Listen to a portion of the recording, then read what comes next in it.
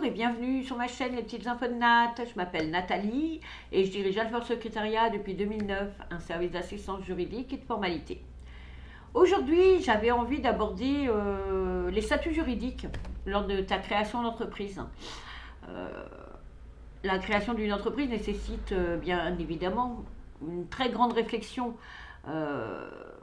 mais comment choisir entre les différents statuts juridiques? Quelles sont les particularités de chacun d'entre eux? Selon ta situation, tout doit rentrer dans ton calcul. Ta situation familiale, ta situation financière, sans oublier ta situation patrimoniale. Cette dernière souvent oubliée par beaucoup d'entrepreneurs. Oui, ils choisissent un statut juridique, mais ne réfléchissent pas non plus à leur situation patrimoniale. Si tu es déjà propriétaire, si tu n'es pas propriétaire, il y a plein de choses à tenir compte. Je commence aujourd'hui par l'entreprise individuelle. L'entreprise individuelle sous le statut de la micro-entreprise. Oui. Je rappelle à tout le monde que la micro-entreprise n'est pas un statut juridique, mais c'est un régime fiscal. Beaucoup font l'amalgame. Moi, c'est vrai que quand je discute beaucoup avec des entrepreneurs, et on me dit, je suis auto-entrepreneur. Non, tu n'es pas auto-entrepreneur. Tu es une entreprise individuelle. Alors, même si lors des créations d'entreprises, beaucoup choisissent la micro-entreprise, il faut savoir que la micro-entreprise n'est pas faite pour toutes les activités. Je le rappelle, il faut faire très attention. La micro-entreprise, oui, c'est bien, oui, c'est simple à gérer, mais elle n'est pas faite pour toutes les entreprises, pour toutes les activités.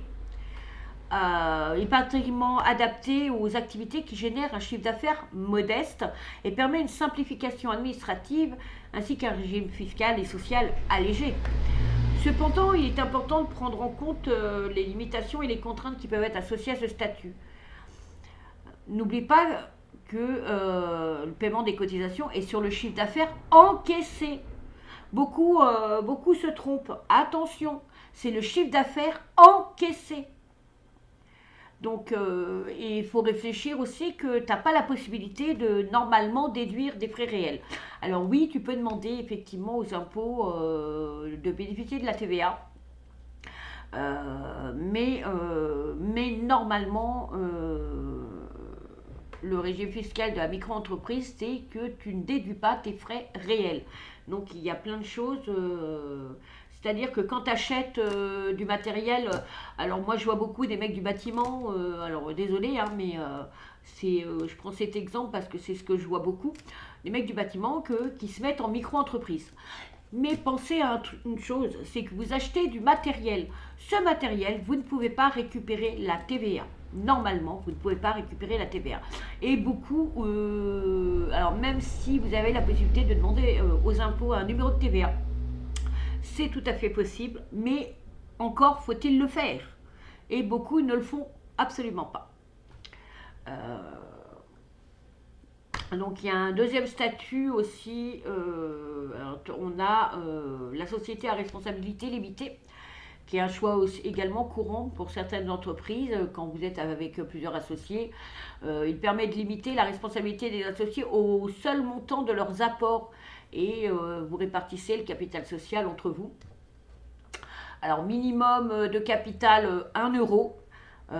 Mais franchement, si tu veux paraître sérieux, je te conseille de mettre plus en capital et libère au minimum 20% lors de ta création.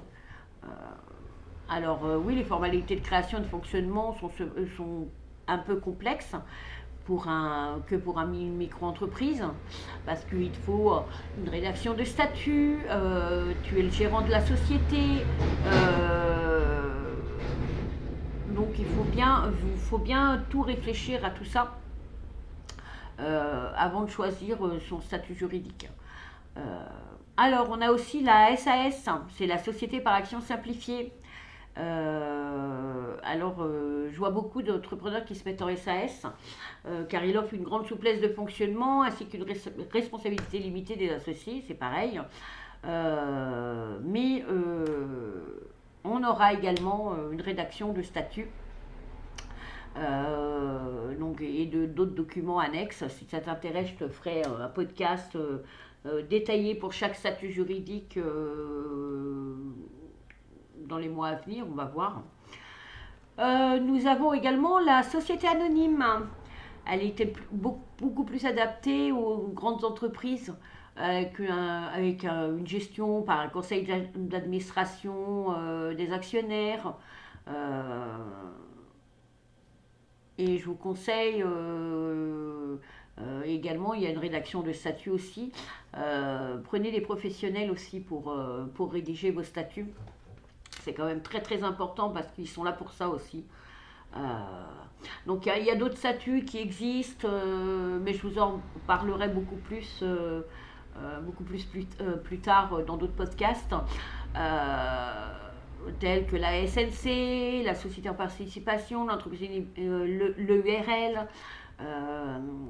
Alors, je te rappelle, le choix du statut juridique est très important et ça doit être en fonction de tes objectifs, de tes besoins et de ton activité. C'est pas parce que ton pote il s'est mis en SAS que le statut de la SAS va te convenir à toi. Donc faut tout réfléchir. Moi je te conseille quand même de te faire accompagner par un spécialiste de la création d'entreprise pour t'aider à faire les choix plus adaptés.